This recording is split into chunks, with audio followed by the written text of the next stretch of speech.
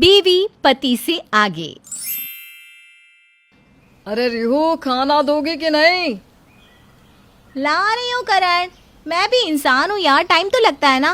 पहले सबको चाय दिया, सब्जी बनाई, अब भगवान को भोग लगाकर ही ना तुम्हें खाना दूंगी। तुम भी ना एकदम सर पर ही चढ़ जाते हो। तुम्हें घर के काम ही क्या है यार, 2 टाइम का खाना वो भी तुमसे नहीं होता है। अच्छा, बस 2 टाइम का खाना? और नहीं तो क्या मम्मी, मैं दिन भर थक हार कर घर आता हूँ, ऑफिस की चिक चिक, बॉस के ताने, और फिर घर पर रेहू के ड्रामा।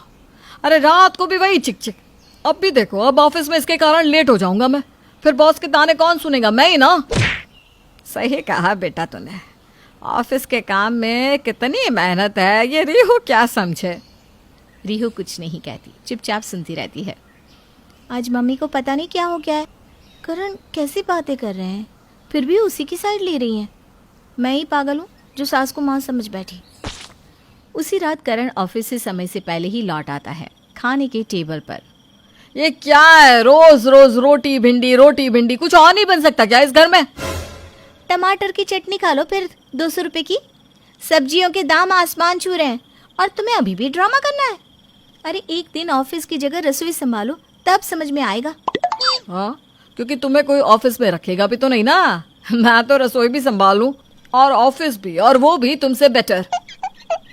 इन दोनों के बीच की बहस तो बढ़ती ही जा रही है, दूसरी तरकीब लगानी होगी। करण ठीक कहता है बेटा, बाहू तू रसोई का काम ही छोड़ दे, ऐसा खाना खाकर भी क्या फायदा। क्यों करण? वही तो मम्मी, ऑफिस जाकर दिखाए तब मानू। एक कुक ढूंढ लो फिर तो करण, क्योंकि कल ही मैं ऑफिस ज्वाइन कर लूंगी। MBA हूँ, कोई अनपढ़ गवाह नहीं हूँ। घर संभालने के लिए अपने करियर का बहुत नुकसान कर लिया मैंने, पर अब और नहीं, कुक से करना फरमाइशें।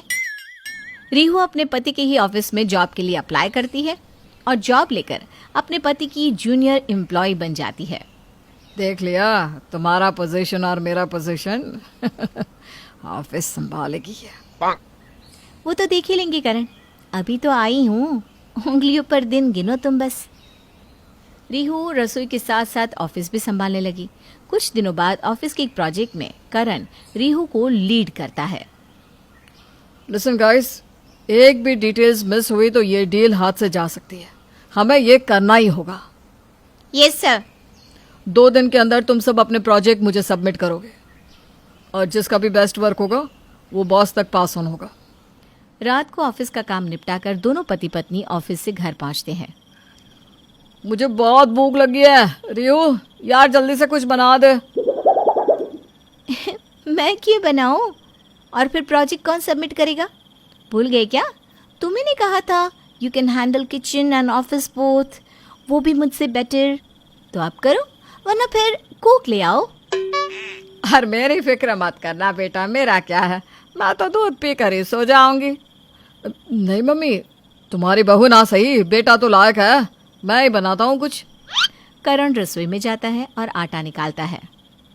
अब इसे गूंदते कैसे है? ओफो, यूट्यूब पर देखता हूँ।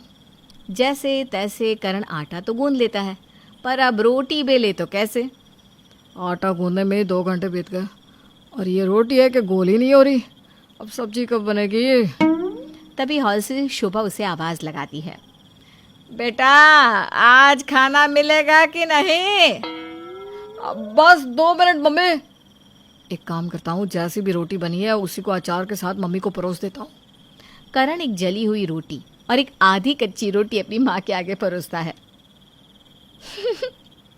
मेरा खाना तो खराब हुआ करता था, पर कम से कम मैं सब्जी तो बना ही लेती थी, नहीं मम्मी? बुरा मत मानना बेटा, पर इसे ना तू ही खा ले, मैं सोने चली, नींद आ रही है। भूख से अधमुरा करण अपनी बनाई हुई रोटी को लेकर खाने बैठता है। ये तो रबर जैसी बन गई। खैर जो है वही खा लेता हूँ, वरना भूखा सोना पड़ेगा।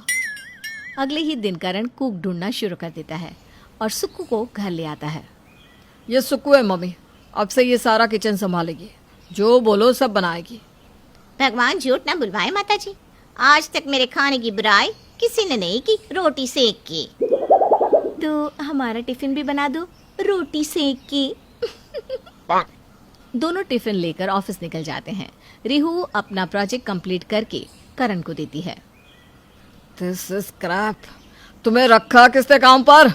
प्रिया, अपना प्रोजेक्ट दिखाओ। Yes sir. ये हुई ना बात, बहुत अच्छे। ये होता है काम, इसे ही मैं बॉस को दूंगा। तुम्हारा प्रमोशन पक्का। करण अपने बॉस के पास जाए इसके पहले ही उसका बॉस उसके पास आ जाता है। तो हो गया काम, जरा फाइल दिखाओ। करण जल्दबाजी में प्रिया की जगह रिहू का फाइल अपने बॉस को पकड़ा देता है। I can't believe this. रेहू, तुम्हें आए मुश्किल से 10 दिन भी नहीं हुए और इतना अच्छा काम। आज से तुम करण की जूनियर नहीं, उसके सीनियर हो। तुम्हारा इस ऑफिस में पर्सनल कैबिन होगा। मेरे ऑफिस में आकर मुझसे मिलो। क्या सर? रिहू नहीं सर, सॉरी सर, मैंने आपको गलत फाइल दे दी। अच्छा, तो तुम इस वक्त को रिजेक्ट कर रहे थे? अपनी वाइफ को ही बढ़ता नहीं देख पा रहे करण? तुम्हें खुद पर काम करने की जरूरत है।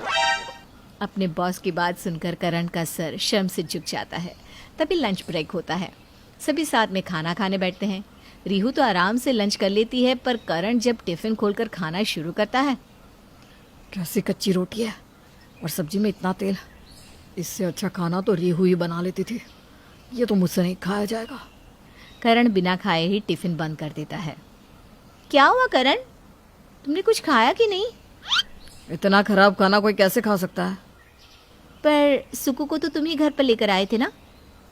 करण को कुछ समझ में नहीं आ रहा था। रात के वक्त तेरी सुक्कू तो पहले दिन ही गायब हो गई। 15 दिन की छुट्टी लेकर गई है। घर की लक्ष्मी को 10 बातें सुनाना बड़ा आसान होता है बेटा। कैसा खाना बना दिया, इतनी देर क्यों हो गई? एक दिन कुक ला कर देखा ना तुमने, टिकी क्या वो? तो अब तुम ही संभालो किचन। बहू तो ऑफिस संभाल रही है ना। अपनी सास को अपना पक्ष लेता देख रिहू की आंखों में आंसू भर जाते हैं। मम्मी, आप मुझे माफ़ कर दीजिए, मैंने आपको गलत समझा। अरे बहू, मैं जानती हूँ। मैंने जानबूझकर अपने बेटे का साथ दिया ताकि वो तुझे ताने दे, तुझे गुस्सा आए और तू ऑफिस ज्वाइन कर ले। और इस नालायक को एहसास हो कि इसकी बीवी कितनी काबिल है। नालायक तो मेरा बेटा है, ना कि मेरी बहू। मैं समझ गया मम्मी, घर संभालना आसान नहीं है और रेहू ने तो एक साथ दोनों को संभाल लिया। मैं तो एक ही काम में इतना फ्रस्ट्रेट हो रहा था। अब से आप मुझे किचन का काम सिखा दीजिए। मैं और रेहू एक साथ ही ऑफिस भी संभालेंगे और किचन भी। आई एम सॉरी रेहू। सासू माँ की तरकीब काम आ जाती है और इस दिन के बाद उनके घर में कभी कोई आपसी मतभेद नहीं होता।